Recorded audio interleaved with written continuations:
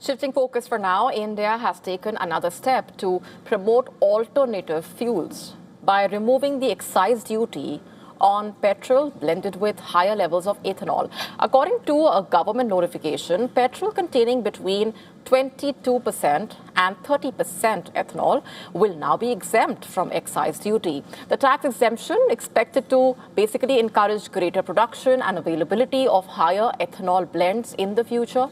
Just to break this down further, highlighting the significance of the move, after achieving its target of 20% ethanol blending in petrol ahead of schedule, the government had launched the fuel last week, remember.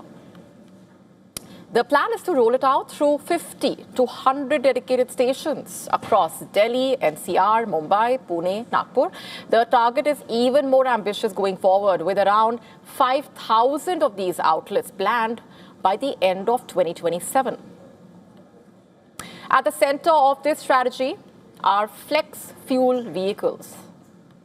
Unlike conventional vehicles, these vehicles can run on a wide range of ethanol blends. Currently, all petrol vehicles manufactured after April 2023 are compliant. They are E20 compliant, basically. The government's larger objective here is to reduce dependence on imported crude oil, create a domestic market for agricultural feedstocks, and also strengthen India's energy security.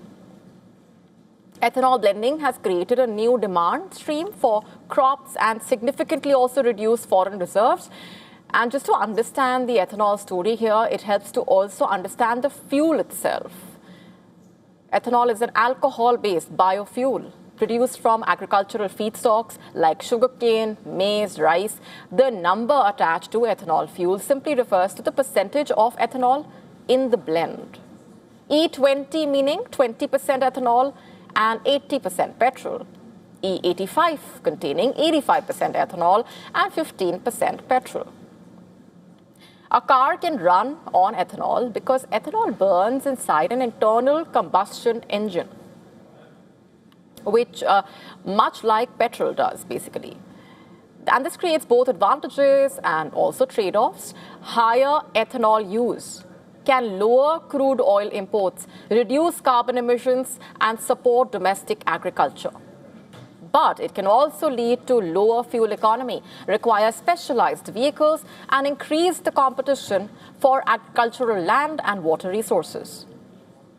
India's ethanol push is ambitious and unique. Raising the ethanol amount is usually a slow and steady process, especially in Brazil, for example, which leads in global ethanol adoption. The country has been blending ethanol into fuel for decades and has built one of the world's largest flex fuel vehicle ecosystems.